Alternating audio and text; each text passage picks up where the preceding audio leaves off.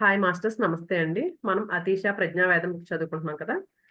సప్త సూత్రాలు మనోశిక్షణ. ఇందులో 5వ సూత్రం మనం చదువుకుంటున్నాము. 5వ సూత్రం బానిసను నిద్ర లేపండి.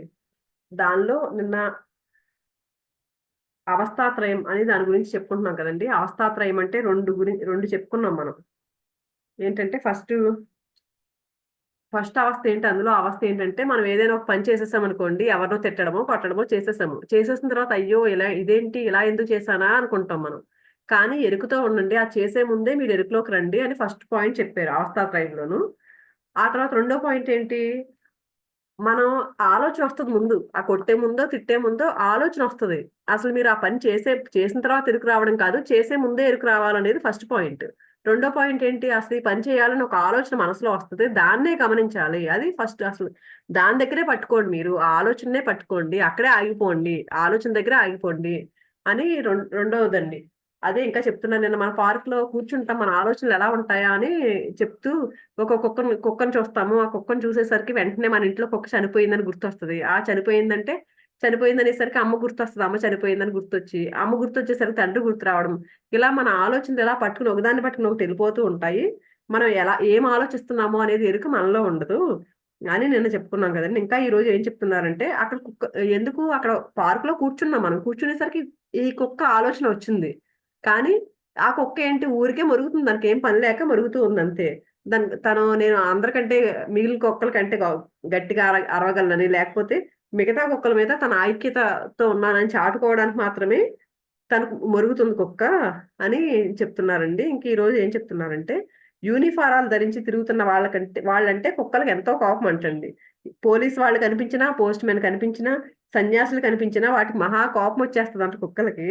యూనిఫారాలను అవి సహించలేవు. అలాంటి దుస్తులు ధరించి వాటి ముందే నడవడానికి మీకెంత ధైర్యం? మీ అధికారాలను వాటి ముందు చాటుకోవడానికి మీకెంత ధైర్యం?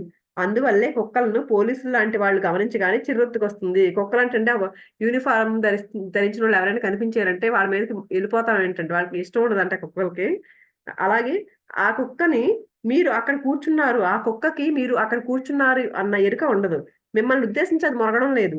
అయినా ఆలోచనలు ఒకదాని వెంట మరొకటి ఒక గొలుసులాగా మీలో ఏర్పడడానికి ఆ కుక్క అరుపే కారణమైంది. అంటే ఆ కుక్క అరవడం వల్ల ఈ ఆలోచనలన్నీ వచ్చినియి మీకు. కానీ ఆ కుక్క మిమ్మల్ని చూసి అరవట్లేదు. అసలు మిమ్మల్ని గమనించనే లేదది. కానీ ఆ అరుపుని చూసేసరికి మన ఆలోచనలు అలా ఒక చైన్‌లాగా వచ్చేసినియి. గమనించండి మీ ఆలోచనలని. ఇలాంటి సరళమైన ఆలోచనా క్రమాన్ని మీరు గమనించడం అభ్యసిస్తే నెమ్మదిగా మహా ఉద్రేకంతో సాగే మహా సంక్లిష్టమైన ఆలోచనా శృంఖలాలను కూడా నిశ్చితంగా మీరు దర్శించగలుగుతారు. అంటే ఇలా ఈజీగా ఉండే ఆలోచనలే ముందు మనం స్టార్ట్ చేస్తే, తర్వాత ఒక్కొక్కసారి చూడండి చాలా ఈ పెద్ద గొలుసు అంటే పెద్ద ఆలోచన పుట్ట తయారైపోతూ ఉంటది ఒక్కొక్కసారి.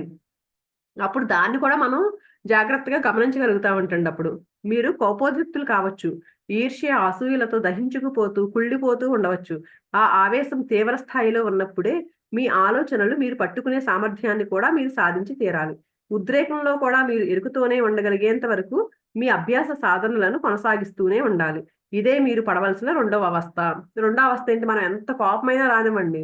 లేకపోతే ఒక్కొక్కసారి కొంతమందిని చూస్తే ఒక ఈర్ష్య వచ్చేస్తది. అసూయ వస్తుంది. అలాంటి టైంలో గూడా ఎంత కోపంగా ఉన్న టైంలో కూడా మీరు గమనించండి. ఆ గమనించడమే రెండో అవస్థ. ఆ ఎరుకుతో ఉండడం నేర్చుకోండి. ఆ ఆలోచన స్టేజ్‌లోనే ఎరుకుతో ఉండడం నేర్చుకోవడమే రెండో అవస్థ. ఇంకా మూడో కష్టం, మీరు పడాల్సిన మూడో అవస్థ ఏంటి? మూడో కష్టం ఏంటంటే, ఏది ఏది తుదకు ఆచరించబడే కార్యంతో అంతమవుతుందో, అది ఆలోచనగా కూడా ఆరంభం కాకముందు నుంచే ఏ తీరులో సాగుతుందో, ఆ సంవిధానాన్ని పట్టుకోవడమే. ఇదెంతో కష్టమైన పని. ఫస్ట్ ఏం చెప్పారండి? ఇది ముందు మనం ఒక పని చేసేస్తున్నాం. పని చేసే ముందే అది చేయకుండా ఆగండి అని చెప్పారు. రెండోది ఆలోచన దగ్గరే పట్టుకోండి. ఒక ఆలోచన వస్తుంది ఆ పని చేయాలని. అందుకని ఆ ఆలోచన దగ్గరే పట్టుకోండి అని చెప్పారు. మూడోదేంటి? అసలు ఫస్ట్ ఈ ఆలోచన కూడా రాకముందు లోపల ఒక ఫీలింగ్ వస్తదంటండి. ఎవరి మీదో కోపమొచ్చిందండి. కోపం ఎందుకొచ్చింది? వాళ్ళేదో మనల్ని ఏదో చేశారనో, ఏదో ఎందుకో కోపమొచ్చింది గదండీ! అంటే ఒక ఫీలింగొచ్చింది ముందు మనకి. వాళ్ళు నన్నిలా అంటారని ఫీలింగొచ్చిన తర్వాతే ఆలోచనొచ్చింది.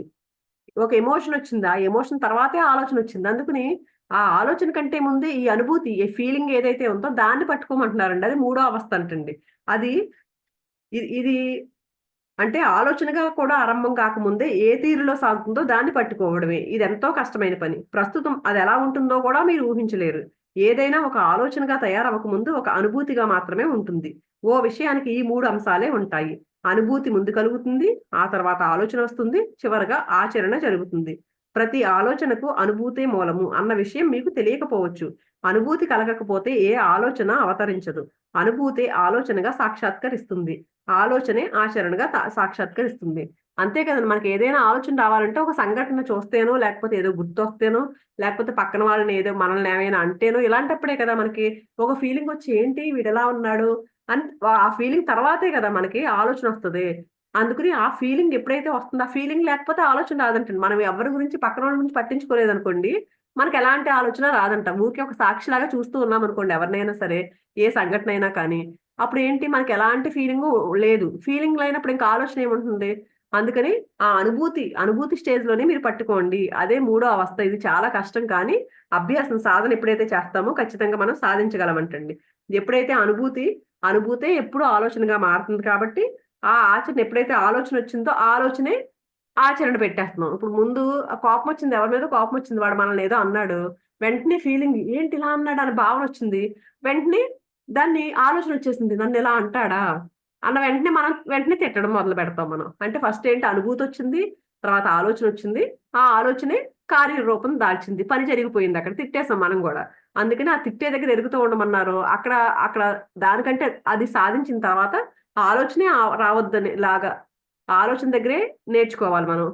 అది కూడా సాధించిన తర్వాత అసలు అనుభూతి రాకుండా, ఎవరి మీద ఎలాంటి ఫీలింగ్ లేకుండా, అనుభూతి కూడా లేకుండా అక్కడే మనం నేర్చుకోమని చెప్పారు. ఇప్పుడు మీరు దాదాపుగా అసాధ్యమైన ఓ పనిని చేయాల్సి వస్తుంది. ఓ అనుభూతిని పట్టుకోవాల్సొస్తుంది. అంటే ఆ ఫీలింగ్‌ని పట్టుకోవడం చాలా కష్టం అంటండి. పక్కనోళ్ళున్నారండి, వాళ్ళని చూడగానే ఖచ్చితంగా మనకొక ఫీలింగొచ్చేస్తది.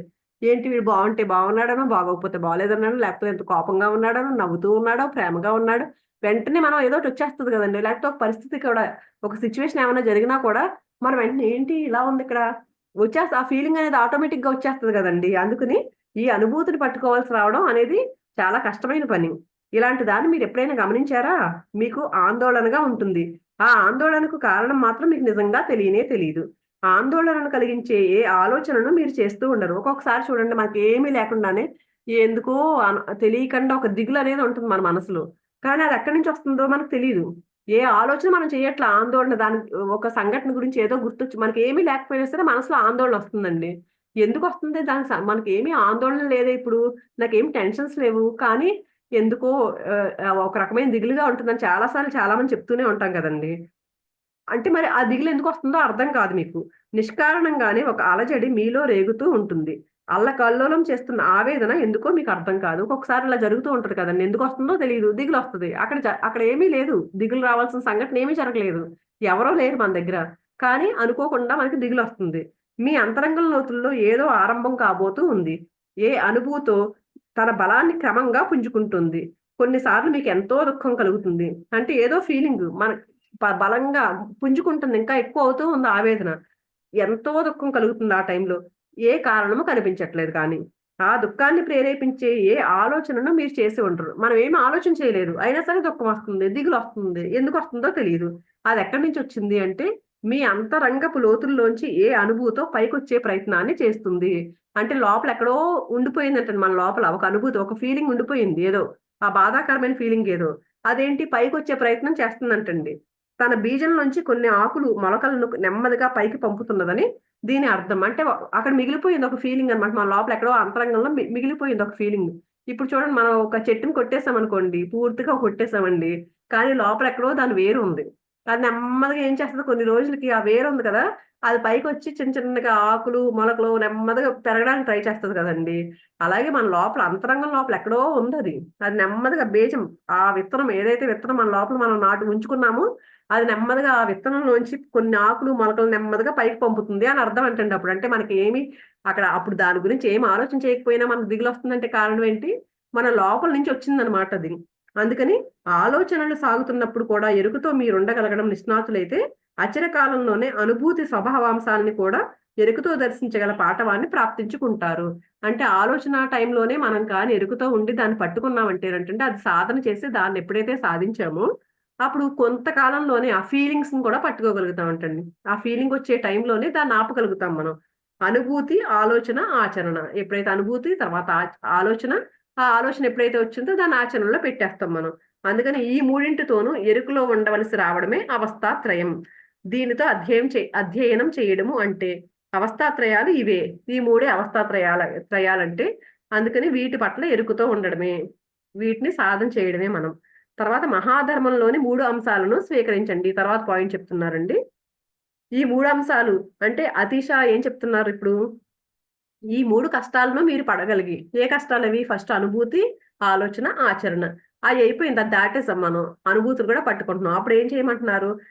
ఈ 3 అవస్థలని భరించి విజయులైతే వెంటనే మీ ఉనికి కేంద్రంలోకి మీరు చేరుకుంటారు. మన లోపల మీ ఉనికిని మీరు చేరుకోండి, మీ అస్తిత్వాన్ని చేరుకోండి అని చెప్తూ ఉంటారు కదండీ మనకి. ఆ ఉనికిని మనం చేరుకుంటామంటండి. ఎప్పుడైతే ఆ 3 అవస్థాత్రయాన్ని ఎప్పుడైతే దాటుతామో అప్పుడు. మీ అస్తిత్వపు మూలంలోకి మీరు ప్రవేశిస్తారు. మీ ఉనికి మహాంతర్భాగాన్ని మీరు అందుకుంటారు. మన లోపల అంతరంగంలోకి మనం చేరుకుంటాము. వాస్తవానికి కార్యం, కర్మ అన్నది మీ అస్తిత్వానికి బహుదూరంలో జరుగుతోంది. కర్మకు వెనక ఆలోచన, ఆలోచనకు వెనక అనుభూతి, అనుభూతికి వెనకే దాక్కుని మీ అస్తిత్వము ఉంటాయి. అనుభూతి వరకు చెప్పారు కదండీ ఇందాక. ఇప్పుడు ఆ అనుభూతి వెనకే అస్తిత్వం ఉంటది. మన అస్తిత్వం అనేది. కానీ మనం ఒక పని చేసామంటే ఏదో కర్మ ఇవన్నీ అనుకుంటాం కదండీ. అవి ఎంతో దూరంగా ఉంటాయంటండి మనకు ఆ కర్మ, కార్యం, పని అనేవి. కానీ మన దగ్గర ఉండేదేంటి ఇవి. మన వెనకే ఆలోచన, అనుభూతి ఉంటది. అనుభూతి వెనక మాత్రమే మన అస్తిత్వం ఉంటుందంటందండి. ఆ అస్తిత్వమే మనం దాన్నే పట్టుకోవాలి. అనుభూతిని కూడా దాటి దాన్ని సాధన చేసి మన అస్తిత్వాన్ని పట్టుకోవాలి. పట్టుకోవాలంటే అదే దాన్నే మనం పరమాత్మ అంటాను. పరమావధి అదే అంటారు. ఆ అస్తిత్వమే విశ్వాత్మకం. ఆ అస్తిత్వ ప్రాప్తే ధ్యానులందరికీ పరమావధి. ఆ అస్తిత్వం మనం సాధించాల్సిందేంటి? ఆ అస్తిత్వాన్ని పట్టుకోవడమే. మనందరికీ పరమావధి. మనం చేరాల్సిందే దాని దగ్గరికే. ధ్యానులందరి పరమ లక్ష్యం కూడా అదే. దేవుడన్నా, పరమాత్మ అన్నా, ఆత్మ అన్నా, అనాత్మ అని అన్నా, మీరు ఏ పేరుతో దాన్ని పలుకుతూ ఉన్నా పరమావధి సూత్రం అదే. ఆ లక్ష్యాన్ని సాధించడానికి మీరు ఈ 3 ప్రతిబంధకాలను అధిగమించి తీరాలి. మీ ఉనికి కేంద్రం చుట్టూ మహాబలీయమైన ఈ 3 అవరోధాల వృత్తాలు పరివేష్టించి ఉన్నాయి. అందుకని మన ఉనికి చుట్టూ ఈ అవరోధాలు ఉన్నాయి. అవన్నీ దాటుకుని అస్తిత్వం దగ్గరికి మనం చేరుకోవాలంటండి. దానికోసం మహాధర్మంలోని 3 అంశాలను స్వీకరించండి. ఇంకా 3 అంశాలు ఇస్తున్నారు ఈయన. ఎంతో ప్రాముఖ్యత ఉన్న సూత్రం ఇది. ఇదివరకు వర్ణింపబడిన 3 సూత్రాలు స్వర్ణ దృశ్యాలు. మీ హృదయంలో వాటిని పదిలంగా దాచుకోండి. అవి మిమ్మల్ని పోషిస్తాయి. మిమ్మల్ని బలవంతులుగా తీర్చిదిద్దుతాయి. ఓ శుభ పరిణామాన్ని మీలోకి తీసుకొస్తాయి. ప్రత్యేకించి ఈ ఆశ్రమంలోని సన్యాసులకు ఈ సూత్రాలు మహాభాగ్యాలు. అంటే ఇంతకుముందు మన ఈ అవస్థాత్రయం చెప్పారు కదండీ! అవన్నీ చక్కగా హృదయంలో దాచుకోండి వాటి గురించి. అవే మిమ్మల్ని తీర్చిదిద్దుతాయి. బలవంతులుగా తీర్చిదిద్దుతాయి. అలాగే ఇంకా ఈ సూత్రాలిచ్చారు. 3 సూత్రాలు అంటున్నారు కదండీ! మహాధర్మంలోని 3 అంశాలు అంటున్నారు కదండీ! ఏంటవి ఆ ధర్మాలేంటి అంటే, బౌద్ధ సాంప్రదాయాల్లో మహనీయమైన 3 ఆశ్రయాలు ఉన్నాయి. ఏంటవి అంటే బుద్ధం శరణం గచ్ఛామి. అంటే బుద్ధుడు పాదాలని ఆశ్రయిస్తున్నాను.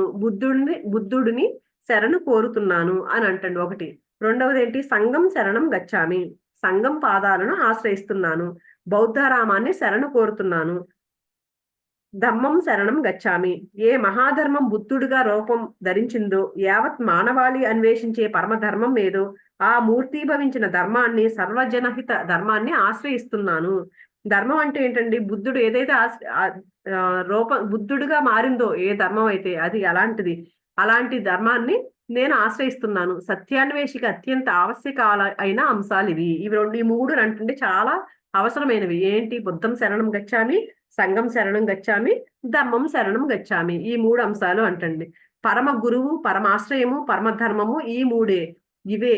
ఇదే తావు, ఇదే లోగోస్, ఇదే మహాధర్మం, ఇదే మహాన్యాయం. ఈ 3 అంశాలు నన్ను చెప్తున్నారండి.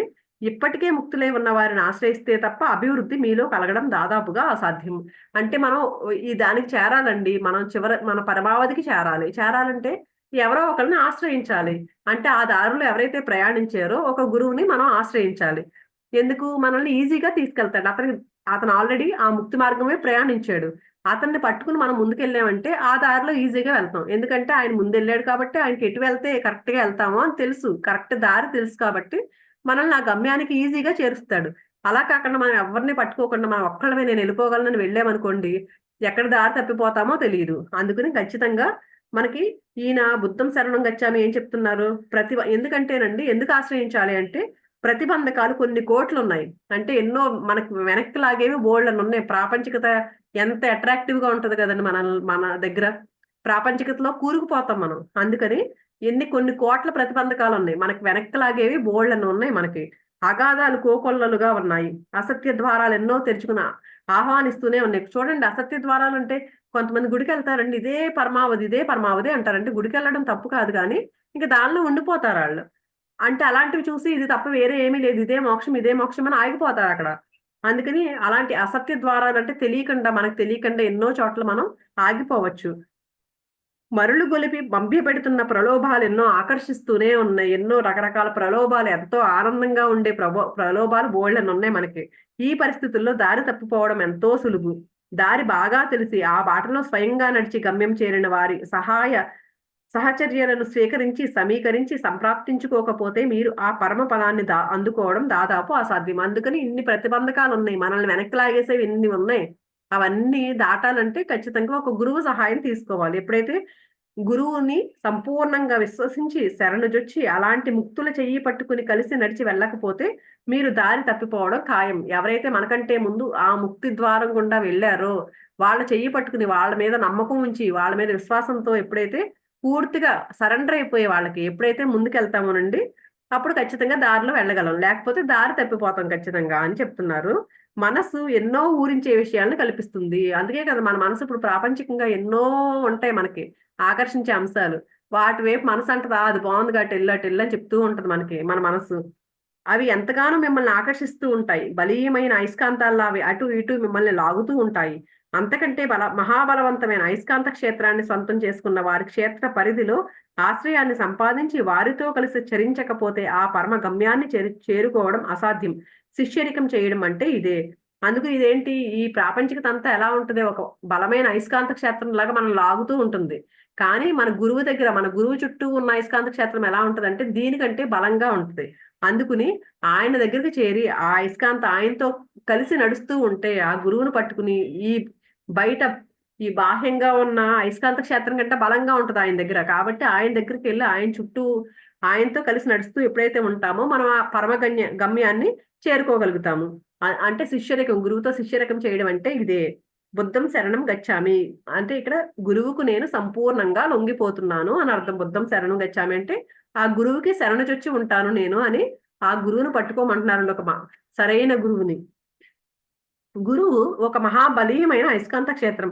ఆయనతో మీ సర్వస్వ శరణాగతి మహాబలీయమైన రక్షణను మీకు ప్రాప్తిస్తుంది. ఎప్పుడైతే గురువుకి సరెండర్ అయిపోతామో అప్పుడు అదే మనకి రక్షణ కల్పిస్తుందండి. అందుకే దాన్ని ఆశ్రయం అన్నారు. ఇక్కడే మీరు క్షేమంగా ఉంటారు. అక్కడే మీరు రక్షింపబడుతూ ఉంటారు. దారి తెలిసిన వాడి చేతిలో మీ చెయ్యి ఉంటుంది. ఎక్కడికి మిమ్మల్ని తీసుకెళ్లాలో, ఏ దారిలో మిమ్మల్ని నడిపించాలో ఆయనకు బాగా తెలుసు. ఎప్పుడైతే మనం ఆయనకి సరెండర్ అయిపోతామో, ఆయన పట్ల విశ్వాసంగా ఎప్పుడైతే ఉంటామో సరైన దారిలో మనల్ని నడిపిస్తారు. సరైన గురువు దగ్గర ఎప్పుడైతే మనం చేరతామో సరైన దారిలోకి మనల్ని చక్కగా ప్రశాంతంగా మనల్ని తీసుకెళ్తారు. రెండవ అంశం సంఘం. అది ఇంకా బుద్ధం శరణం గచ్చామి. అది రెండవది ఏంటి, సంఘం శరణం గచ్చామి కదండి. అంటే సంఘం అంటే ఏంటి, ఆశ్రయం. ప్రతి బుద్ధుడు తనదైన ఒక ఆశ్రమాన్ని ఏర్పరుస్తాడు. ఒక ఆశ్రయాన్ని నిర్మిస్తాడు. అది లేకపోతే బుద్ధుడు ఏ పని చేయలేడు. ఆశ్రమం అంటే ఆ బుద్ధుని శక్తి విస్తరించి ఉన్న క్షేత్రం అని అర్థం. అంటే ప్రతి బుద్ధుడు ఒక ఆశ్రమం ఉంటది. ఎందుకు ఎందుకు అంటే ఆశ్రమం అంటే ఏంటంటే ఇక్కడ ఆ బుద్ధుని చుట్టూ ఒక అయస్కాంత శక్తి క్షేత్రం. మనం అనుకుంటాం కదండి, ఆయన ఎనర్జీలో ఉన్నాం, మనం పత్రిజీ ఎనర్జీలో ఉన్నాం అని చెప్తూ ఉండేవారు. నేను ఇక్కడికి వెళ్ళినప్పుడు ఆ ప్రకృతి వ్యాలీలోకి వెళ్ళినప్పుడు అండి, పత్రిజీ ఇక్కడ చాలా పాములు, అక్కడ అంతా చెట్లు, ఇదంతా వాతావరణం అంతా, ఇల్లు అవి ఏమి ఉండవండి, అదంతా పొలాలు అలా ఉంటాయి అనమాట. ఉంటే అక్కడ చెట్లు భయం వేసినట్టు ఉండేది. కొంతమంది భయపడేవారు అనమాట, పాములు ఉంటాయేమో, ఎక్కడేం పాములు ఉంటాయో తెలియదు, ఆ చెట్ల కింద పడుకునే వాళ్ళు అనమాట. చిన్న చిన్న టెంట్లు అవి వేసేవారు అక్కడ. చాలా మంది భయపడేవారు, బాబు పాములు ఉంటాయేమో అంటే ఎవరో అన్నారనమాట. పత్రిజీ ఎనర్జీ ఉంది ఇక్కడ, పత్రిజీ ఉన్నంతసేపు ఆయన ఎనర్జీ కాపాడుతుంది, ఏమీ రావు అని చెప్పేవారు అనమాట. అలాగా ఆ ఒక శక్తి క్షేత్రం ఏర్పడుతుంది అలాంటి మహా గురువులు ఉన్న దగ్గర. అంటండి చుట్టూ ఎలాంటి నెగిటివ్ ఎనర్జీస్ ఉండవు, ఆ పాజిటివ్ ఎనర్జీస్ ఆ చుట్టూ ఉంటాయి, అందరినీ కాపాడుతూ ఉంటాయి. అలాంటి గురువులు ఏంటి ఇక్కడ ఆ శక్తి క్షేత్రంలో విస్తరించి ఉంటది ఆ గురువు చుట్టూ. అలాగే ఈ బుద్ధుడు శక్తి విస్తరించి ఉన్న క్షేత్రాన్ని అదే ఆశ్రమం అని. సంఘం అంటే ఆ శక్తి క్షేత్రాన్ని ఆశ్రయించి అందులోనే బుద్ధునితో సహజీవం చేస్తున్నవారు అని అర్థము. సంఘం అంటే ఏంటి, బుద్ధుడు ఆ శక్తి క్షేత్రం ఉంది కదా, ఆయనతో పాటు అక్కడే ఉండి ఆయనతో కలిసి మనం నడుస్తూ ఉండడం, ఆయనతో కలిసి జీవనం సాగించడం. సంఘం అంటే ఆ శక్తి క్షేత్రాన్ని ఆశ్రయించి అందులో బుద్ధునితో సహజీవనం చేస్తున్న వారని అర్థం. సంఘం అంటే మామూలు జనబాహుళ్యాలు ఓ చోట కలిసి ఉండి ప్రాపంచిక విషయాలతో కొట్టుమిట్టాడుతూ మిథ్యాసుఖాల ప్రలోభాల్లో వెంపర్లాడుతూ జీవించే జనావాసాలకు విభిన్నంగా ఉండే ప్రత్యేక ఆకారమే అని అర్థం. అంటే ఇక్కడ సంఘం శరణం గచ్చామి అంటే సంఘం అంటే మామూలు సంఘం కాదు, బయట ప్రాపంచికంగా ఉన్న జనాలు ఉంటారు కదా, మిథ్యా ప్రపంచం. అంటే ఇదేంటి కళ లాంటిది, ఇది విద్య అంటే అశాశ్వతమైంది. దీంట్లో ఈ సుఖాల్లో తేలిపోతూ మిథ్యా ప్రపంచంలో తేలిపోతూ కొట్టుమిట్టాడుతూ ఉండేవాళ్ళు ఉంటారు కదండి, ఇది కాదు సంఘం అంటే. కానీ ఏంటి, జనావాసాలకు విభిన్నంగా ఉండే ఒక ప్రత్యేకమైన ఆకారము సంఘం అంటే. ఓ బుద్ధుడు సృష్టించిన సంఘమే ప్రపంచం అనే ఎడారిలోని ఓ చిన్న సస్యక్షేత్రం లాంటిది అని అర్థము. ఆ ఆరామాల్లో జీవితం ప్రజా జీవితానికి విభిన్నంగా ప్రత్యేక రీతిలో సాగుతూ ఉంటుంది. ఆశ్రమాల్లో జీవితం ఎలా ఉంటుంది, ప్రత్యేకంగా ఉంటుంది. అందరూ ఉన్నట్టు ఉంటారు కదండి, ప్రాపంచికతలో ఉన్నట్లు ఇక్కడ ఏమి ఉండదు. ఆ ఆరామవాసుల దృక్పథాలు ప్రత్యేకంగా ఓ నిర్దిష్టమైన ల్యోతో ఉంటాయి. అక్కడి జీవితానికి ఒక పరమార్థం ఉంటుంది. ఓ చక్కని పద్ధతికి అనుగుణంగా అక్కడి జీవితాలు సాగుతూ ఉంటాయి. మామూలు మనుషులకు ఓ పద్ధతి ఓ పిచ్చిలాగా కనిపిస్తూ ఉంటుంది. అంటే ఆశ్రమంలో మామూలు బయట ప్రాపంచికతలో ఉన్న వాళ్ళు ఉన్నట్టు ఉంటారు కదండి, డిఫరెంట్ గా ఉంటది. వీళ్ళు ధ్యానం చేసుకోవడం, ఎవరితోనూ మాట్లాడకుండా ఉండడం, రకరకాల కొన్ని కొన్ని ఉంటాయి కదండి. కానీ బయట వాళ్ళకి ఎలా ఉంటది, ఓ పిచ్చోళ్ళు ఏంటో ఏదో చేస్తారు అనుకుంటూ ఉంటారు కదా. కానీ ఆ పిచ్చికి ఒక పద్ధతి ఉంటుంది. అక్కడి జీవితం ఒక ప్రార్థనగా ఉంటుంది, నిరంతరం చైతన్యంతో ఉంటుంది. కానీ అది ఎవరికి తెలుస్తుంది, ఆ తెలిసిన వాడికే కదండి తెలుస్తుంది. ఇక్కడ మనం ఇలా మౌనంతో ఉంటున్నామంటే ఇక్కడ ఏంటి ఏమీ చేయకుండా ఎలా ఉంటారు వీళ్ళు అనుకుంటారు బయట వాళ్ళు, పిచ్చోళ్ళు ఏదో టైం అంతా ఏంటో ఇలాగ చేసేసుకుంటున్నారు అని, ఎంజాయ్ చేయడం మానేసి అని అనుకుంటారు కదండి. కానీ అదేంటి అనేది అక్కడ ఒక పద్ధతి ఉంది, అది ప్రార్థన, నిరంతర చైతన్యం. ఎంత చైతన్యం, ఎంత కాన్షియస్నెస్ ఉంటుందండి అక్కడ. అలాంటి చోట్ల నిరంతర జాగృతిలోనే ఉంటుంది. పూర్తి ఎరుకుతోనే, పూర్తి ధ్యాసతోనే ఆశ్రమ వాసుల జీవితం జరుగుతూ ఉంటుంది.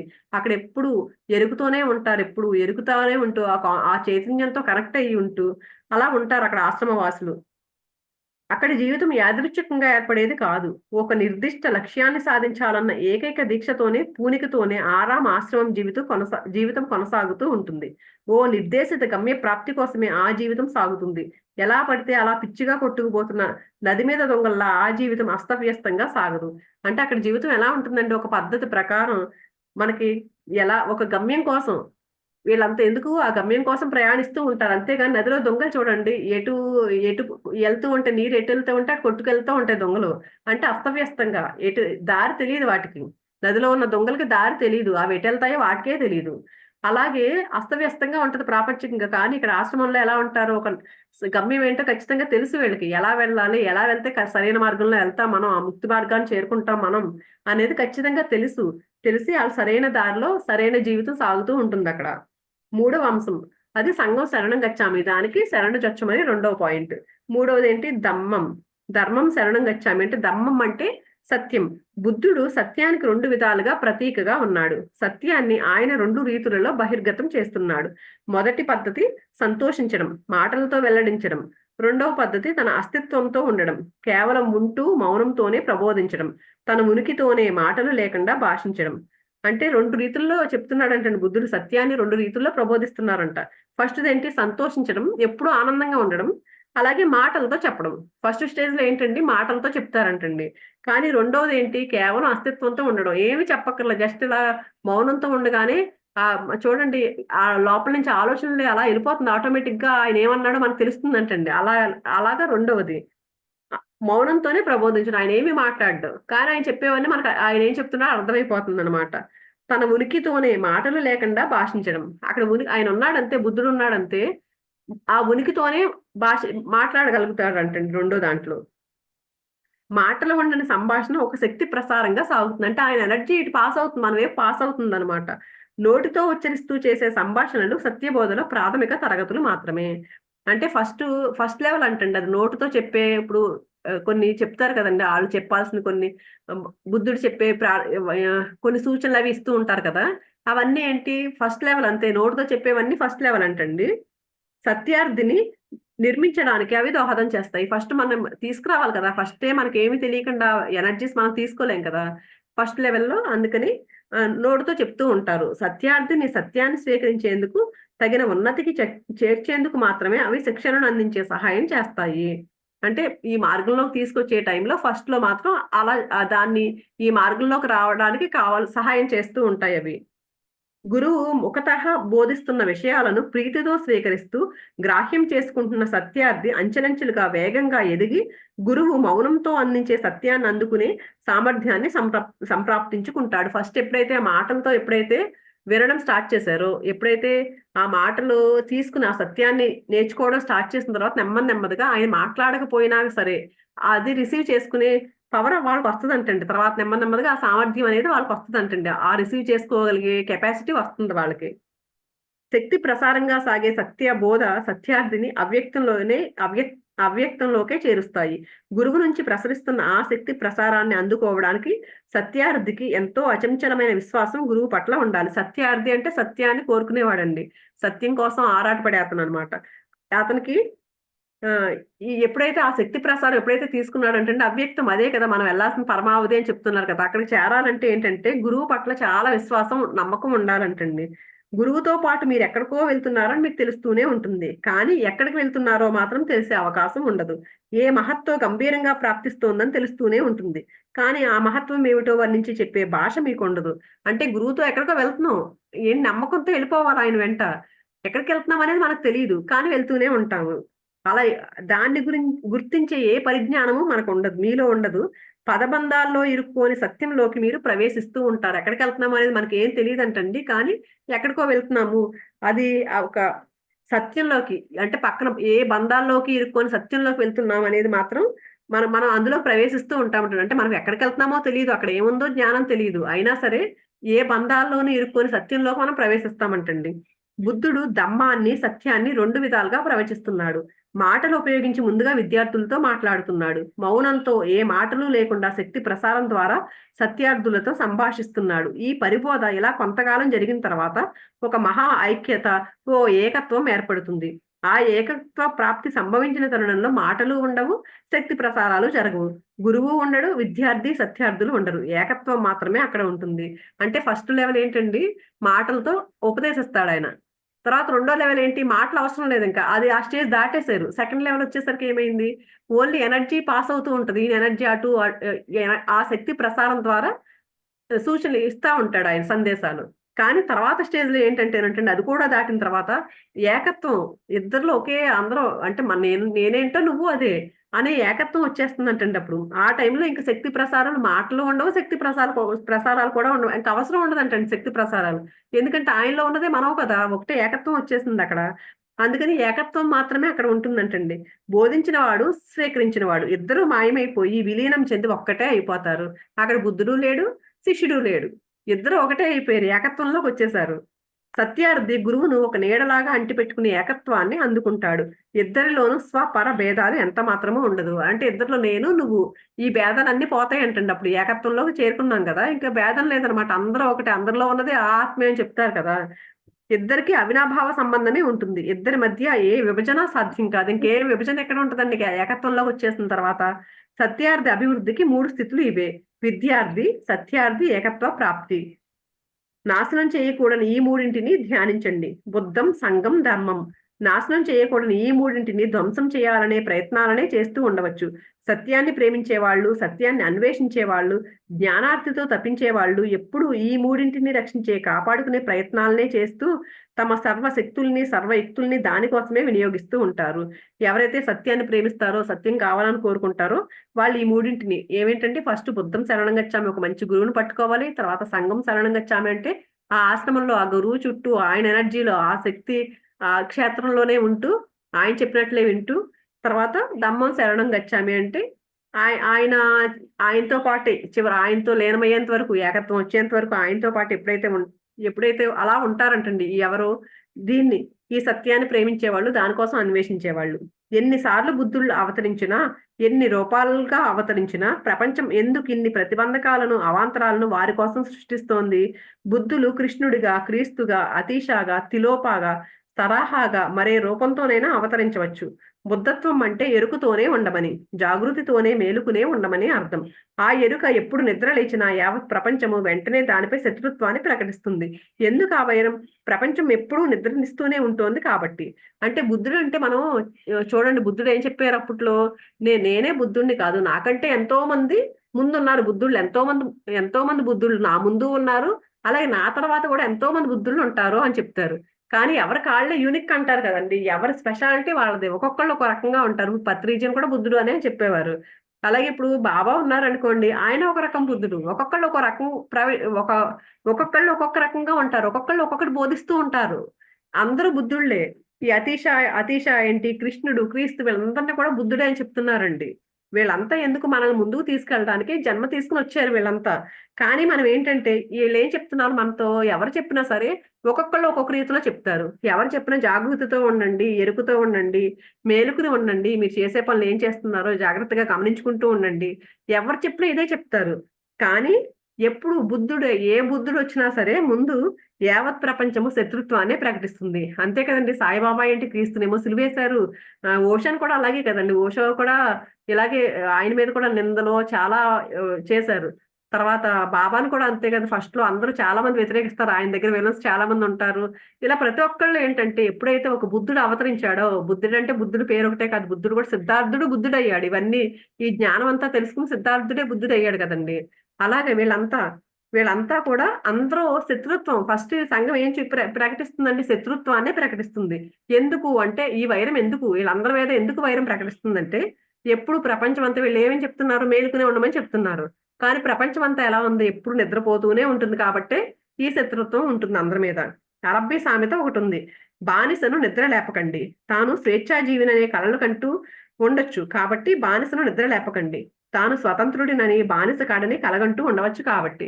ఒక బానిస అంటే ఎప్పుడు నిద్రపోతూ ఉంటాడంటండి. అతను నిద్ర లేపకండి అని చెప్తున్నాడు. ఎందుకు? నిద్రలో కలగంటూ ఉన్నాడతను. స్వేచ్ఛా ప్రపంచంలో ఉన్నాను. అతనైతే బానిసే. కానీ బానిస నిద్రలో ఏం చేస్తున్నాడు? నేను స్వేచ్ఛగా ఉన్నానని కలగంటున్నాడంట. అందుకని అతను నిద్ర లేపోయాడంటే కల చెదిరిపోతుంది గదండీ! అందుకని ఆ సామెత అంట, ఇది అరబ్బీ సామెత. బానిసను నిద్ర లేపకండి అనేది. కానీ బుద్ధుడు మాత్రం ఆ బానిసను నిద్ర నుంచి లేపేయమని చెప్తాడు. అరబ్బీ సామెత ఏముంది? నిద్ర లేపొద్దు అనుంది. ఎందుకు? ఆ మంచి కల కంటున్నాడు కదా! ఎలా అయినా కల్లో అయినా కనీసం ఆనందంగా ఉంటాడు. బయట ఎలాగో బానిసే కాబట్టి అని. కానీ బుద్ధుడేం చెప్తున్నారంట? బానిసను నిద్ర నుంచి లేపమని చెప్తారంటండి. బానిసను నిద్ర లేపండి. స్వతంత్రం గురించి మంగారు కలలను అతడు కంటూ ఉండవచ్చు. అయినా లేపేసి తన బానిసననే ఎరుకనే వాడిని పొందనీయండి. కేవలం ఆ ఎరుక వల్లే వాడు బానిసత్వం నుంచి విముక్తి పొంది స్వతంత్రుడు కాగలడు కాబట్టి. ఎందుకు ఈయనేం చెప్తున్నారు? బానిసైనా సరే నిద్ర లేపేయండి. కల కననివ్వద్దు. అది మంచి కల అయ్యుండొచ్చు. స్వేచ్ఛగా ఉన్నాననే కల అయినవచ్చు. కానీ నిద్ర లేపండి. ఎందుకంటే ఎరుకుతో ఉండాలి. ఎప్పుడైతే ఎరుకుతో ఉంటాడో నేను బానిసని అని ఎప్పుడైతే యాక్సెప్ట్ చేస్తాడో, ఆ ఎరుక వల్లే ఆ బానిసత్వం నుంచి విముక్తి పొంది స్వతంత్రుడు కాగలడు కాబట్టి అని చెప్పారంటండి బుద్ధుడు. ప్రపంచం గాఢ నిద్రలోనే ఉంది. అందరూ స్వప్నాల్లోనే స్వారస్యం పొందుతూ ఉన్నారు. తమ కలలను అందంగా అలంకరించుకుంటున్నారు. తమ కలలను మరిన్ని రంగులతో నింపుకుంటున్నారు. ఆ రంగుల కలలతో తన్మయత్వం చెంది తాదాత్మ్యాన్ని పొందుతున్నారు. ఆ ఆనందంలో వాళ్ళుంటే ఒకడు ఇంటి పైకెక్కి నిద్ర లేపండి అని గట్టిగా అరుస్తూ ఉంటాడు. నిద్రిస్తున్న వాళ్ళ కలలు చెరిగిపోతూ ఉంటాయి. అంటే అందరూ, ప్రపంచంలో ఉన్న అందరూ కూడా ఇలాంటి నిద్రలోనే ఉన్నారు. అంటే నిద్రలో ఉండి ఆ స్వప్నంలోనే ఉన్నారు. స్వప్నంలో మంచి మంచి రంగులు, మంచి మంచి బాగా కనిపిస్తున్నాయి అన్నీ.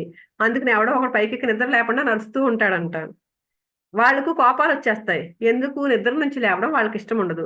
నిద్ర నుంచి లేస్తే ఆ కల మాయమైపోయి ఎప్పుడూ ఉండే దుఃఖమే, దైన్యమే తప్ప మరేమీ మిగలవు అని అందరి భయం. బయటకొచ్చేసామంటే, దీనిలోంచి బయటకొచ్చేసామంటే అంతా దుఃఖం ఉంది, భయం ఉంది అనేసి భయమంటండి అందరికి. అందుకనే తమ దుఃఖం వెనకే, తమ దైన్యం వెనకే దాగి ఉన్న ఒక బ్రహ్మానందాన్ని పొందే అవకాశం తమకు ఉంది అనే ఎరుక ఇంకా వాళ్ళకు కలగడం లేదు. ఎందుకీళ్ళు బయటికి రాలేకపోతున్నారంటే, ఈ భయం, అమ్మో! నేను కల్లోనే ఉంటున్నారు. ఎందుకు కల్లో ఉంటున్నారు? కళ్ళు తెరిచామంటే అంత దుఃఖం ఉంది, భయం ఉంది అనుకుంటున్నారు. కానీ ఆ దుఃఖం, భయం వెనక ఒక బ్రహ్మానందం ఉన్నదని వాళ్ళు చూడలేకపోతున్నారు. ఎందుకు? ఎరుకతో ఉండట్లేదు కాబట్టి. అది ఉంది. దాని వెనక ఒక బ్రహ్మానందం ఉన్నది అని వాళ్ళకి తెలియట్లేదు కాబట్టి.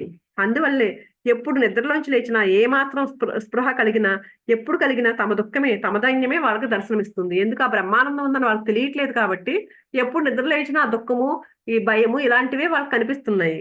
అందువల్లే దేనిలోనో వాళ్ళు ఎప్పుడు మునిగిపోయే ఉండాలని కోరుకుంటూ ఉంటారు. ఏదో విధంగా ప్రొద్దుపుచ్చుతూ కాలం గడిపేయాలనుకుంటూ ఉంటారు. అందుకని ఏదో టైం పాస్ చేసేద్దాం, దాంట్లోనే ఆనందాన్ని వెతుక్కుంటూ ఉంటారు కానీ అసలైన ఆనందాన్ని పొందడానికి వాళ్ళు ఎప్పుడూ ట్రై చేయట్లేదు. ఒక బుద్ధుడు నేర్పేది ఏమిటంటే, ఓ స్థలాన్ని, ఓ సమయాన్ని సమాయత్తం చేసుకుని కూర్చుని అన్ని వ్యాపారాలను విసర్జించమని. ధ్యానం గురించే ఆయన బోధిస్తున్నది. కనీసం ఒక గంట సమయాన్ని కేటాయించుకుని ఒక చోట నిశ్చలంగా కూర్చుని నిశ్శబ్దంలో ఏ పని చెయ్యకుండా ఉంటూ సమస్త కార్యాలను పరిత్యజించి మనస్సులో జరిగే విషయాలన్నింటినీ కేవలం గమనిస్తూ ఉండడమే చెయ్యాలి అని బుద్ధుడు బోధిస్తాడు.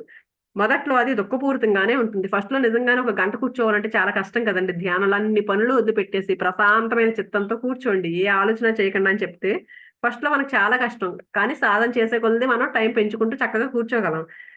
మొదట్లో అది దుఃఖపూరితంగానే ఉంటుంది. మీ అంతర్దర్శనం బాధాకరణంగానే ఉంటుంది. మీ లోపల ఒక చీకటి తప్ప మరేమీ కనిపించదు. ఎన్నో రోత పుట్టించే విషయాలు, ఎన్నో చీకటి కోపాలు అక్కడ మీకు కనిపిస్తూ ఉంటాయి. మనం ఫస్ట్‌లో ధ్యానంలో కూర్చున్నప్పుడు అంత చీకటి తప్ప ఏమీ కనిపించదు. అంతులేని ఆవేదన తప్ప ఏ మాత్రము ఆనందము అందులో కనిపించదు. కానీ మీరు మీ పట్టుదలను సడలించకుండా ఆ ధ్యానాన్ని కొనసాగిస్తే ఆ వేదనలన్నీ మాయమైపోయే రోజొస్తుంది. ఆ వేదనల వెనకే ఉన్న ఆనందం అనుభవంలోకి వస్తుంది. ఫస్ట్‌లో చాలా బాధగా ఉంటది. కానీ మన పట్టు వదలకుండా సాధిస్తే మళ్ళీ ఆ సాధన చేస్తూ ఉంటే నెమ్మదిగా అవన్నీ పోయే రోజొచ్చి మనం ఆనందం అనే దాన్ని తెలుసుకోగలుగుతాము. ఇది మొదటి విషయం. బుద్ధుడు ఎప్పుడు అవతరించినా ప్రపంచం ఎప్పుడూ ఆయనతో వైరంతోనే ఉంటుంది. ప్రపంచం గాఢ నిద్రలో కలలు కంటూ ఉంటే బుద్ధుళ్ళు ప్రజలను నిద్రలేపే ప్రయత్నాలే చేస్తారు. బుద్ధుళ్ళను నాశనం చేసేందుకు ప్రపంచానికి 1001 ఇతర కారణాలు కనిపిస్తాయి. ఈ మాట చెప్పేందుకు కూడా అన్ని కారణాలే అతీషాకు కూడా కనిపిస్తాయి. అంతే అందుకే బుద్ధుడు ప్రతి ఒక్క బుద్ధుడు ఏంటి రకరకాల కారణాలతో జన్మిస్తున్నారు. వీళ్ళని గుర్తించలేక ఎంతసేపు నాశనం చేయడానికి ట్రై చేస్తున్నారు అందరూ. అందుకు అతీషాకు కూడా అన్ని కారణాలే కనిపిస్తాయి అని చెప్తున్నారు. నాశనం చేయకూడని మూడింటిని ధ్యానించండి అని చెప్తున్నారండి తర్వాత సూత్రం. ఈ విషయం జీసస్ శిష్యులకు అర్థమై ఉంటే ఎన్నో విధాలుగా ఆయన్ని కాపాడే ప్రయత్నాల్ని చేసి ఉండేవారు. నాశనం చెయ్యకూడనని మూడింటిని ధ్యానించండి అని చెప్పారు కదండీ! అంటే ఇది జీసస్ శిష్యులకి అర్థం కాలేదు ఈ పాయింటు. అర్థం చేసుంటే గనక ఆయన సిలువ వేసేటప్పుడు సిలువ వేయకుండా కాపాడుండేవారు. కానీ ఈ విషయాల గురించి వాళ్ళకి ఎరికే లేదు. జీసస్ బుద్ధుడుగా కేవలం 3 సంవత్సరాలు మాత్రమే జీవించగలిగాడు. బాగా వృద్ధాప్యం వచ్చేసేదాకా జీసస్ జీవించే ఉండవచ్చు. కోట్లాది మనుషులను ధర్మ మార్గంలో నడిపించి ఉండవచ్చు. కానీ తమ మధ్య జీసస్ రూపంలో ఒక మహాభాగ్యం ఉందన్న విషయం ఆయన శిష్యులకు అర్థం కాలేదు. ఆ ఎరుకే వాళ్ళకు ఉంటే ఆ మహాభాగ్యాన్ని కాపాడుకోవాలని, రక్షించుకోవాలని వాళ్ళకి అనిపించి ఉండేది. అంతే కదండీ! ఇప్పుడు బ్రతికున్నంత కాలం ఎవరైనా ఒక గురువున్నారంటే బతికున్నంత కాలం వాళ్ళని గుర్తించరు. ఆయన చనిపోయిన తర్వాత మాత్రమే ఆయన గుర్తిస్తారు. నిజంగా జీసస్ బతికుంటే గనక వృద్ధుడయ్యేంత వరకు బ్రతికుంటే గనక ఎంతో మందిని మంచి మార్గంలో నడిపించేవారు. ధర్మ మార్గంలో నడిపించేవారు.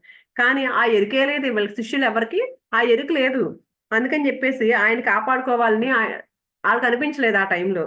కారణాలెన్నో ఉన్నాయి. ప్రజలకు బుద్ధుళ్ళంటే ఎందుకు వైరమో తెలిపే ఒక కారణం ఏమిటంటే, కొత్తగా వచ్చిన బుద్ధుడు ప్రత్యేకంగానే కనిపించడము, గతించిన బుద్ధుడితో ఏ విధంగానూ పోల్చి చూసుకునే వీలు ఉండకపోవడమే. అదే సమస్య. ప్రజలకు పాత బుద్ధులతో కాస్త పరిచయం ఉంటుంది.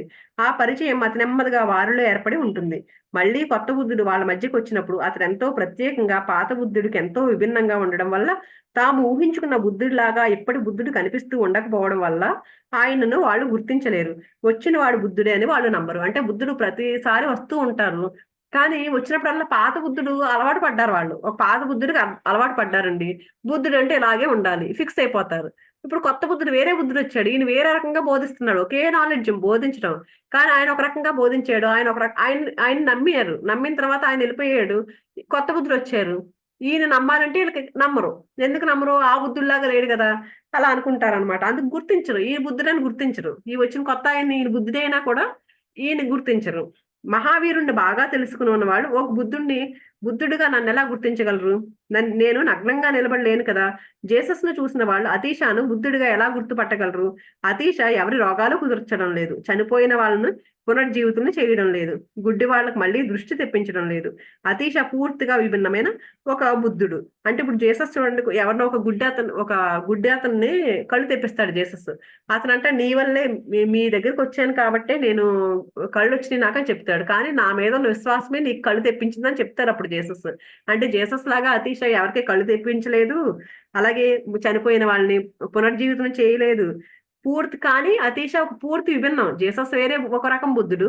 అతీష వేరే రకం బుద్ధుడు. నిరుపేదలను ఆయన సేవించడం లేదు. ఆయన నిర్వర్తిస్తున్న కార్యం మరో తలంలోనే జరుగుతుంది. కానీ అతిశయ ఏం చేస్తున్నారు? మనం ఆత్మపరంగా పైకి ఎదగడానికి కావాల్సిన పని చేస్తూ ఉన్నాడు ఈయన. ఆయన ఒక రకం బుద్ధుడు. ఆయన ఒక రకంగా చేస్తున్నాడు. ఈయన ఒక రకంగా చేస్తున్నాడు. క్రైస్తవుడు బుద్ధుడిని బుద్ధుడిగా గుర్తించలేదు. క్రైస్తవుడు దాకా ఎందుకు? మహావీరుడు, బుద్ధుడు ఇద్దరు ఒకే కాలం వారే. కానీ జైనులు బుద్ధుడిని దివ్యుడిగా గుర్తించరు. అలాగే బౌద్ధులు మహావీరుణ్ణి దివ్యుడిగా గుర్తించరు. అంటే ఈ బుద్ధుడును ఈయన జైనులు బుద్ధుడు మహావీరుడు ఒకే కాలంలో ఉన్నారంటండి. కానీ వీళ్ళెవరో జైనులేమో మహావీరుణ్ణి మహావీరుణ్ణి పూజించేవారు. అంటే ఆయన దగ్గర ఉండేవారు. కానీ ఈయన బుద్ధుడి దగ్గర బుద్ధుడిని పూజించేవారు. ఆయన్ని చేసేవారు కాదంటే ఆయన నమ్మేవారు కాదు. ఆ మహావీరుణ్ణి నమ్మేవారిని బుద్ధుడిని నమ్మేవారు కాదు. ఇద్దరు ఒకేసారి సమకాలీనులే. ఒకే ప్రదేశంలో జీవించారు. ఒకే ఊళ్ళోనే ఉన్నారు. నిజానికి ఒకే సత్రంలో ఒక రోజు ఇద్దరు ఉన్నా సరే ఒకే సత్రంలో ఉన్నారనుకోండి ఇద్దరు, బౌద్ధులైతే మహావీరుణ్ణి, జైనులైతే బుద్ధుణ్ణి గుర్తించరంటండి. కానీ ప్రతి బుద్ధుడు ప్రత్యేక లక్షణాలతోనే ఉండి మరొక బుద్ధునితో పోల్చి చూడగల అవకాశం కూడా ఉండని విధంగా ఉండి ఉంటాడు. ఇది వరకు అవతరించిన బుద్ధుడిలా ఉండడు. అందువల్లే ఒక ఇబ్బంది సృష్టించబడుతుంది. అంటే ఏ ఒక్క బుద్ధుడు కూడా ఇంకొక బుద్ధుడిలాగా ఉండట్లేదు. అందుకే వీళ్ళిద్దరిని పోల్చి చూడడానికి ఏమీ ఉండట్లేదు కాబట్టి ఇక్కడ బుద్ధుడు నమ్మలేకపోతున్నారు. అందువల్ల ఒక ఇబ్బంది వస్తుంది. బుద్ధుళ్లను గుర్తుపట్టలేము. మీ జీవితంలో బుద్ధుణ్ణి గుర్తించడానికి సాయం చేసే ఏ అనుభవాలు ఉండవు కాబట్టి. కామ వికారి మరో కామ వికారిని వెంటనే గుర్తిస్తాడు. ఒక డబ్బున్న మనిషి మరో డబ్బున్న మనిషిని ఇట్టే గుర్తిస్తాడు. కానీ మీరు ఎలా ఓ బుద్ధుణ్ణి గుర్తించగలరు? ఎరుక గురించిన ఏ అనుభవం మీకు లేనే లేదు కదా. బుద్ధుణ్ణి మీరు గమనిస్తే మీ మనస్సే అక్కడ ప్రతిబింబిస్తుంది. అది సహజం ఇది. అంటే మీరు ఎరుక లేదు కదా. మీకు ఎరుక లేకుండా ఎలా గుర్తించగలుగుతారు? ఒక వేరే బుద్ధుడు వచ్చాడండి, పాత బుద్ధుడు వెళ్ళిపోయి కొత్త బుద్ధుడు వచ్చినప్పుడు మీరు ఎలా గుర్తించగలుగుతారు? ఎందుకు? మీకు ఎరుక లేదు కాబట్టి. బుద్ధుడు ఏ విధంగానూ సర్దుకుని ఉండడు. అందువల్లే కష్టాలన్నీ సృష్టించబడతాయి. బుద్ధుడు ఎప్పుడూ రాజీ పడడు. సత్యాన్ని అబద్ధంతో రాజీ కుదర్చడం ఎలా? బబ్బి పెట్టే అబద్ధాలతో సత్యం ఎలా సర్దుకుని ఉంటుంది? బుద్ధుడు ఎప్పుడూ సంఘంతో కలిసి ఉన్నట్లు కనిపించడు. ఒక్కొక్కసారి సంఘ వ్యతిరేకిగానే కనిపిస్తూ ఉంటాడు. జనసందోహాలు ఆశించే విధంగా బుద్ధుళ్ళు ఎప్పుడూ ఉండరు. బుద్ధుడు ఎప్పుడూ అలా ఉండలేడు. మిమ్మల్ని అనుసరించి వెళ్లేందుకు కాదు బుద్ధుడు ఉండేది. ఆయనతో ఉండాలనుకుంటే ఒక పద్ధతి మాత్రమే మీకు ఉంటుంది. మీరే ఆయనను అనుసరించి వెళ్ళాలి. లేదా మీరే దారి తప్పిపోతారు. మీ ఆశయాలకు అనుగుణ్యంగా ఆయన పనిచేయడు. మీ ఆకాంక్షలన్నీ పిచ్చివే. మీ ఆశలన్నీ కేవలం మీవే. పరధ్యానంతో గుడ్డుగా ఏర్పరచుకున్న ఆశలే ఆకాంక్షలే అవి. వాటికి ఏం విలువ ఉంటుంది? అంటే చూడండి, బుద్ధుడు ఎలా ఉంటాడంటే ఎప్పుడూ రాజీ పడడు. తను ఏదైతే అనుకున్నాడో ఆ మార్గంలోనే ప్రయాణిస్తూ ఉంటాడు. కానీ మనమే ఆయన అనుసరించాలి. ఆయన మనల్ని అనుసరించడు. ఇవన్నీ మీ ఆశలన్నీ కేవలం మీరే ఆశలు. ఇవన్నీ మీరే. వాటికేం విలువ ఉండదు. మనం అన్ని ఆశలు ఎలా ఉంటాయండి? అన్ని ప్రాపంచికంగా ఎలా ఉంటాయి కదా. అందుకని వాటికేమీ విలువ ఉండదు. బుద్ధుడు తిరుగుబాటుదారులాగే ఉంటాడు. ఎందుకంటే సత్యంతోనే ఉంటాడు కదండి. బయట ఎక్కువ 80% ఎలా ఉంటారు? ప్రాపంచికంగా ఉన్నారు కదా. వీళ్ళ అసలైన సత్యం వీళ్ళకి తెలియదు. కానీ బుద్ధుడు సత్య మార్గంలో ఉన్నాడు కాబట్టి ఆయన తిరుగుబాటుదారులాగా కనిపిస్తాడు. సాంప్రదాయ విరోధులాగే ఉంటాడు. ఏ కట్టుబాట్లకు లొంగడు. మీరు ఊహిస్తున్నట్లు ఎప్పుడూ ఉండడు. అందువల్లే కష్టాలన్నీ సృష్టించబడతాయి. గతంతో బుద్ధుడికి ఏ సంబంధము ఉండదు. వాస్తవంలో అతనికి సంబంధించేది భవిష్యత్తే. తను ఉండవలసిన కాలానికి ఎంతో ముందే బుద్ధుడు ఉంటూ ఉంటాడు. ఎప్పుడు భగవంతుడి ఓ కొత్త అవతారంగానే ఆయన ఉంటాడు. అందుకని బుద్ధుడు ఎలా ఉంటాడు? మనం ఏదో ఇలా బుద్ధుడు అంటే ఇలా ఉండాలనుకుంటాం. కానీ మనం ఊహించినట్లు ఆయన ఎప్పుడు ఉండడు. ఎప్పుడు కొత్త బుద్ధుడు ఎలా ఉంటాడంటే ఆయన భవిష్యత్తులో ఉంటాడంట. భవిష్యత్తులో ఎలా ఉండాలో ఆ టైంలో అలా ఉంటాడంట. అందుకని మనం ఎప్పుడు ఒక కొత్త అవతారంగానే ఆయన ఉంటాడంట. ఈ కారణాలు చాలు గుడ్డి వాళ్లతో, పిచ్చి వాళ్లతో, అధికారం కోసం ప్రాకులాడే వాళ్లతో, స్వార్థపరులతో, దురాశాపరులతో, మూర్ఖులతో, మాయ రోగాలతో ఉండే సంఘపు మనుషులు ఓ మందలా విరుచుకుపడి బుద్ధుడిగా ఉండగల అన్ని అవకాశాలను ధ్వంసం చేయడానికి. అందుకని ఏంటి, వీళ్ళంతా బయట జనాలంతా ఎలా ఉంటారు? ఎంత ఇలా ఉంటారు కదా, అధికారం కోసం ప్రాకులాడే వాళ్ళు. వీళ్ళంతా ఏం చేస్తారు? ఎవరైతే బుద్ధుడిగా ఉండాలనుకుంటారో అలాంటి వాళ్ళ అవకాశాలన్నీ నాశనం చేసేయడానికి వీళ్ళందరూ చాలని చెప్తున్నారండి. నిజానికి వాళ్లకు సంఘంతో కూడా విరోధమే ఉంటుంది. మరింత ఎక్కువగా ఉంటుంది. ఒక బుద్ధుడు ఒంటరివాడుగా ఏకాకిగా ఉంటే వాళ్ళకి పర్వాలేదు, సహిస్తారు. ఒక్క మనిషి ఏం చేయగలడు అనుకుంటారు. జిడ్డు కృష్ణమూర్తిని వాళ్ళు సహించారు. అంతే కదండి. ఒక నిజంగా అందరూ వెళ్ళిపోయేసరికి వాళ్ళు వ్యతిరేకిస్తారు. ఒక సంఘం ఏర్పడింది అనుకోండి, వీళ్ళందరూ ఏంటి అని చెప్పేసి వ్యతిరేకిస్తూ ఉంటారు. కానీ ఒంటరిగా ఉన్నంతసేపు వాళ్ళకి ఏం ప్రాబ్లం ఉండదంటండి. నన్ను భరించడం కన్నా ఎంతో సులభంగానే ఆయనను సహించారు. ఓషో గారు చెప్తున్నారండి. నన్ను భరించడం కంటే ఎంతో సులభంగానే జిడ్డు కృష్ణమూర్తి గారిని సహించారంట. ఓ కృష్ణమూర్తి ఏం చెయ్యగలడు? ఏం మాట్లాడగలడు, ఏం మాట్లాడుతున్నాడు? 50 ఏళ్ల నుంచి కొన్ని వేల మంది వచ్చి ఆయన మాటలు విని వెళ్తున్నారు, అయినా ఏమీ జరగనే లేదు కదా. కాబట్టి ఇంకా కొన్నేళ్లు మాట్లాడినా పర్వాలేదు, ఆయన గురించి ఏ దిగులు పడక్కర్లేదు. నేను కూడా ఎప్పుడూ ఒంటరి వాడిని, దేశంలో ఈ మూల నుంచి ఆ మూలకి నెలకు 2-3 వారాల పాటు ప్రయాణాలు చేస్తూనే ఉంటాను. ఓషో గారు అంటే అప్పుడు ప్రయాణాలు చేస్తూ ఉండేవారంట ఈయన. రైళ్లలో, విమానాల్లో ఎప్పుడు తిరుగుతూనే ఉండేవారంట. అందువల్ల అప్పుడు ఆ తిరుగుతూ ఉన్నంత సేపు ఏ సమస్య రాలేదంటండి ఈ ఓషో గారికి. ఓ ఆశ్రమాన్ని ప్రారంభించారంట ఈయన. ఓ సన్యాసాశ్రమాన్ని ప్రారంభించాను, వెంటనే సంఘం కళ్ళన్నీ చట్టుక్కున తెరిచి చూశాయి. ఎందువల్ల? ఓ బౌద్ధారామాన్ని ప్రారంభించాను, ఓ సన్యాసుల సంఘాన్ని ప్రారంభించాను. అంటే మామూలు జనసంఘానికి బదులుగా మరో సంఘాన్ని స్థాపించినట్లే. కాబట్టి నేను ఇక ఒంటరిగా ఉండను. కాబట్టి ఈయన ఒక ఆశ్రమాన్ని స్థాపించారంటండి. అప్పటి వరకు ఒంటరిగా ఉన్నాడు, ఆయన ప్రయాణాలు చేస్తూ ఉండేవాడు, అప్పుడు ఎవరో పట్టించుకోలేదంట. ఎప్పుడైతే ఈ ఆశ్రమం పెట్టారో ఈయన బలం పెరుగుతుంది. కాబట్టి నేను ఏమైనా చేయొచ్చు, కాబట్టి ఒక విప్లవం కూడా రావచ్చు దానివల్ల. అందరూ ఈయన వైపు అట్రాక్ట్ అవుతున్నారు, ఒక విప్లవం రావచ్చు. అందువల్లే జనాలకు ఆశ్రమాలంటే నచ్చదు, ఆరామాలంటే నచ్చదు, సంఘం అంటే నచ్చదు. వాటిని వెంటనే నాశనం చేసేయాలి అనుకుంటారు. ఆశ్రమాలకు, సంఘాలకు జీవితకాలం ఎక్కువగా ఉండదు, అవి ఎక్కువ కాలం నిలబడి ఉండలేవు. ఎప్పుడో తప్ప ఆశ్చర్యకాలంలోనే అన్ని ఆశ్రమాలు అంతరించిపోతూ ఉంటాయి. కొన్ని లక్షల ఆశ్రమాలు సృష్టించబడ్డాయి, సంఘం వాటన్నింటినీ విజయవంతంగా ధ్వంసం చేసింది. ఎక్కడో కొన్ని ఆశ్రమాలు మాత్రం ఇంకా నిలబడి ఉన్నాయి. ఉదాహరణకు ఇంకా కొన్ని బౌద్ధాశ్రమాలు, బౌద్ధారామాలు మిగిలే ఉన్నాయి. కానీ మొదట్లో ఉన్నంత నిర్మలంగా, స్వచ్ఛంగా మాత్రం కాదు. ఎంతో చెత్త అందులోకి వచ్చి రేగింది. అంతే కదండి. ఎవరు గురువు ఉన్నంత వరకే ఆశ్రమాలు ఉంటాయి, తర్వాత ఆశ్రమాలు ఏమైపోతాయో ఎవరికీ తెలియదు. ఇప్పటికీ కొన్ని బౌద్ధారామాలు ఉంటాయి, కానీ అప్పుడున్నంత నిర్మలంగా, స్వచ్ఛంగా ఇప్పుడు లేవంటండి అలాంటి ఆశ్రమాలన్నీ. గంగానది జన్మించే చోటే గంగోత్రిలోని నిర్మల గంగలాగా ఆశ్రమాలు లేవు. వారణాసి వద్ద ఉండే శవాలు తేలే ఎంతో చెత్తతో మురికిగా ఉండే గంగా నదిలాగే ఇప్పుడు బౌద్ధాశ్రమాలు ఉన్నాయి. అయితేనేం ఇంకా బ్రతికే ఉన్నాయి. ఎన్నో ఆశ్రమాలు ఎప్పుడో మాయమైపోయాయి. గురువు ఉన్నంత సేపు దాన్ని కాపాడేవారంటే, తర్వాత అంతా చాలా మట్టుకు అన్ని అలాగే పోయినాయి అంటండి ఆశ్రమాలు. ఉదాహరణ లావోజు ఆశ్రమాలు ఒక్కటి కూడా లేకుండా అంతరించిపోయాయి. జరాతృష్ట ఆశ్రమాలన్నీ తుడిచిపెట్టుకుపోయాయి. నిజమే, కొంతమంది ఇంకా ఆచరిస్తూ ఉండవచ్చు, కానీ ఆశ్రమాలు మాత్రం లేవు. అంటే లావోజు గురించి కూడా మనం చెప్పుకుంటూ ఉంటాం కదండి. వీళ్ళందరి గురించి అయితే మాట్లాడుకుంటే మాట్లాడుకోవచ్చు, కానీ ఆశ్రమాలు అయితే లేవు. ఇదివరకు ఉండేవంటండి, కానీ ఇప్పుడైతే లేవు కదా. మనం ఎప్పుడు ఆశ్రమం ఉందని ఎప్పుడు వినలేదు కదా ఎక్కడ. సహారా, తిలోప, అతీష ఆశ్రమాలు ఒక్కటి కూడా ఇప్పుడు లేవు. ఈ ఆశ్రమాలన్నీ గతంలో ఉండేవి, కానీ సంఘం వాటికంటే ఎంతో పెద్దది, మహాబలవంతమైంది. గురువు గారు బ్రతికున్నంత వరకు ఆశ్రమాలు మనుగడ సాగిస్తాయి. గురువు గతించిన వెంటనే సంఘం దాన్ని అన్ని విధాలా నాశనం చేసేస్తుంది. అందుకని అతీష ఇలా అంటున్నారు: నాశనం చేయకూడని మూడింటిని ధ్యానించండి. మూడవది ధమ్మ, సత్యం. ప్రపంచానికి సత్యంతో ఎప్పుడూ విరోధమే. ప్రపంచం అబద్ధాలతోనే ఎప్పుడూ జీవిస్తూ ఉంటుంది. అబద్ధాలు ఎంతో అందంగా ఉంటాయి, వినడానికి ఎంతో బాగుంటాయి. అబద్ధాలు ఎంతో సుఖాన్ని అందిస్తాయి. అబద్ధాలు ఎన్నో రక్షణలు కల్పిస్తాయి, ఎంతో హాయినిస్తాయి. మీకు తగినట్లు అబద్ధాలను మీరు సృష్టించుకోవచ్చు. మీ అవసరాలకు తగినట్లు అబద్ధాలు చెప్పొచ్చు. సత్యంతో అలా కుదరదు. చూడండి, మనం ఏదైనా మనల్ని మనం ఇప్పుడు ఏమైనా తప్పు చేసినా కూడా మనం దాన్ని దేనికో ముడిపెట్టేసి అందుకే ఇదేం తప్పు కాదు అని చెప్పేసుకుంటాం కదండి. అది బాగుంటుంది, మనకు ఆనందంగా అనిపిస్తుంది. మన అవసరానికి తగ్గట్టు మనం చెప్పేసుకుంటాం. కానీ సత్యం అనేది ఏంటి? అలా ఉండదు సత్యం. అది మనకు అనుగుణంగా ఉండదు సత్యం. సత్యంతో అనుగుణంగానే మీరు ఉండాల్సొస్తుంది. ఎంతో కష్టం కదా! మిమ్మల్ని ఎన్నో ముక్కలు ముక్కలుగా తరిగితే అందులోని కొన్ని ముక్కలే సత్యానికి అనుగుణంగా ఉంటాయి. అహంకారాన్ని సంపూర్ణంగా వదిలిపెడితే తప్ప సత్యపు ఆలయంలోకి మీరు ప్రవేశించలేరు. అబద్ధాలే నిజంగా ఎంతో బావుంటాయి. ఎంతో చవకగా, సులభంగా మీకవి లభిస్తాయి. ఒక దుకాణానికి వెళ్లి సంచుల నిండా ఎన్నో అబద్ధాలను మీరు కొని తీసుకురావచ్చు. అలా కొనుక్కొచ్చినవన్నీ సరిగ్గా మీకు సరిపోతాయి కూడా. దానికి తగ్గట్టు మీరు ఉండక్కర్లేదు. మీకు తగినట్టే అవి ఉంటాయి. అవి మీతో ఎంతో స్నేహంగా ఉంటాయి. మీ దగ్గర నుంచి ఏమీ ఆశించవు. మాకిది కావాలి అని అడగనే అడగవు. ఏ వాగ్దానాలను మిమ్మల్ని చేయమని అవి అడగవు. సదా మీ సేవలోనే ఉంటాయి. అందుకని అబద్ధాలతోని ఎప్పుడు అబద్ధాలైతే ఈజీగా ఉంటది కదండీ. మనం దేన్నైనా ఎలా అయినా మార్చేసుకోవచ్చు. అందుకని అవి ఎప్పుడు మీ దగ్గరే ఉంటాయి ఎక్కువగా అని చెప్తున్నారు. అందుకని సత్యం మిమ్మల్ని సేవించదు. కానీ సత్యం అలా ఉండదు. మీరే సత్యాన్ని సేవించాల్సొస్తుంది. అతీష ఎంతో ప్రాముఖ్యత ఉన్న దృక్పథాన్ని అందిస్తున్నారు. అందరూ దీన్నెప్పుడూ గుర్తుంచుకోవాలి. ముఖ్యంగా ఈ ఆశ్రమంలోని సన్యాసులు ఈ సూత్రాన్ని మర్చిపోకూడదు. ఈ సూత్రం మీదే అందరూ ధ్యానం చేయాలి. బుద్ధుడు ఇక్కడే ఉన్నాడు. ఆశ్రమం ఇక్కడే పనిచేస్తుంది. సత్యం అందరితోనూ పంచుకోబడుతుంది. ఈ ఆశ్రమాన్ని నిలబెట్టి ఉంచడం మీ చేతుల్లోనే ఉంది. దీన్ని రక్షించుకోవాల్సింది మీరే. మరిన్ని కాలాలు ఇది నిలబడి మానవాళికి సేవ చేయాలి. ఇక్కడ అంటే ఈ సత్యాన్ని మనం కాపాడాలి అని చెప్తున్నారండి. ఆశ్రమాన్ని ఉంచాలంటే ఆ సత్యాన్ని మీరు కాపాడాలి. ఇదే చివరి సూత్రం. ఇక చివరి సూత్రం: మీ శీలం నుంచి ఆ మూడింటిని వేరు చేయకండి.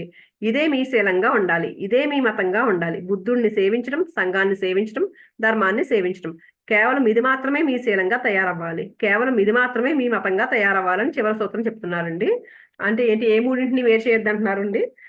బుద్ధుడిని సేవించడం, సంఘాన్ని సేవించడం, ధర్మాన్ని సేవించడం. బుద్ధుడిని సేవించడం అంటే ఒక గురువుని పట్టుకుని ఆ గురువుతో పాటే ఆయనతో పాటు ఆయన దారి చూపిస్తాడు కాబట్టి ఆయనతోనే ఉండమని, ఒక సరైన గురువుతో ఎప్పుడు ఉండమనండి.